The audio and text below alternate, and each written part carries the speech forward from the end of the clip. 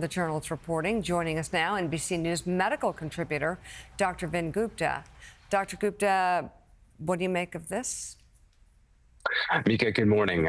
This is one in the long line of what Kennedy does really well. He reprises this playbook of taking half-truths or low-quality data, claiming that others are hiding information, and then committing precious resources in this faux attempt at transparency. He's done it with fluoride. He's done it with the measles vaccine. He's done it with the COVID vaccine. Now he's doing it with Tylenol in the prenatal period, which, by the way, is important for women dealing with pain, pregnancy-related pain. This is not a small issue. And so let's get to the data here for all your viewers. Is there a link between Tylenol use in the prenatal period and the rise of autism that we're seeing across the country? The answer is, but 20 years ago, there were some studies that were not well designed that did show a link between Tylenol use in the prenatal period and a very small risk of the development of, say, ADHD in children in mothers that use Tylenol, or autism. So there was a link, a small link that was detected. What's happened over the last 20 years? We've gotten smarter. Science has changed. We have better research. And so, Mika, the new research has done something very different. What we know about autism is that what are true risk factors for autism are environmental risk factors like exposure to air pollution, genetic risk factors, maternal health, age of the parents at pregnancy. We know these are all very familial genetic risk factors drive these increases in autism. That is for sure. So what did this new research do? This new research took that into account. And there was a large study published just a few years ago, looked at 25 years worth of data in Sweden. And what did it specifically do? It looked at siblings, and it looked at a sibling, say a brother that was exposed to Tylenol in the prenatal period, and it compared it to, say, a sibling, same family, not exposed to Tylenol. It was a so-called sibling-controlled analysis. Hundreds of thousands of data points. Ultimately, 2.5 million children were studied over 25 years. What did that show, Mika?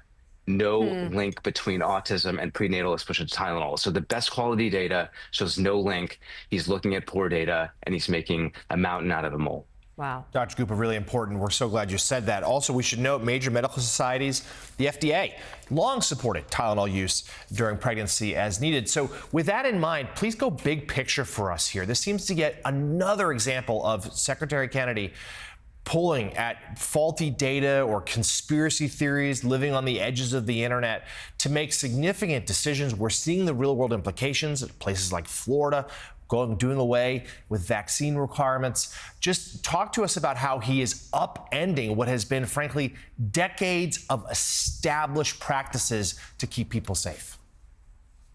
Well, Jonathan, he's enabling what the Florida Surgeon General did last week, and which was, I think it's met with broad bipartisan scrutiny, criticism. And what we're seeing there is vaccine preventable illnesses like measles. The model, he says that he didn't even do any modeling. And why is this even happening? In the absence of an actual analysis in Florida, the Florida Surgeon General pulls these vaccine requirements for kids. We know the modeling, Jonathan. We know that if you do this, if you remove vaccine requirements, exemptions are going to increase. People are going to opt out. They're just not going to do it.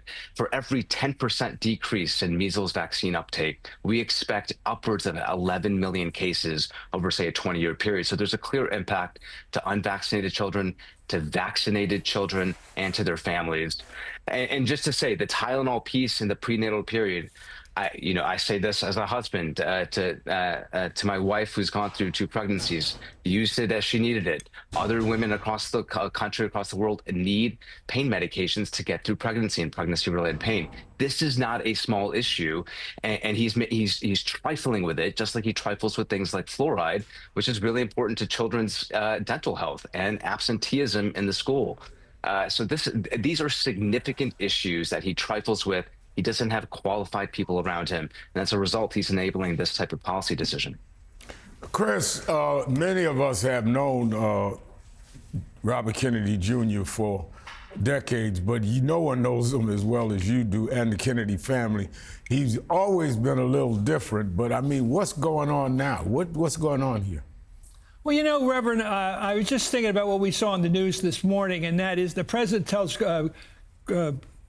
Yamiche Alcindor, one of the best reporters there is, to shut up. I mean, he told her to shut up.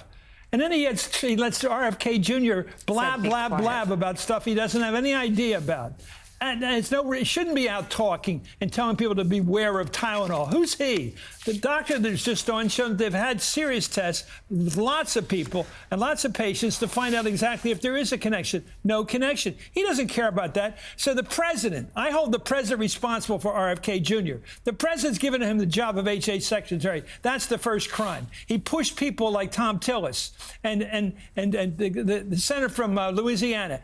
And the Cassidy, he got those people to vote for him knowing he was the wrong person for the job. And yet he's out there blabbering and blabbing again. You know, I think Yamiche Alcindor should be continuing to support her person she looks up to, Gwen Ifill, who was killed years ago, or died years ago. This is something that the president's sense of priority here. Who should talk and who shouldn't talk?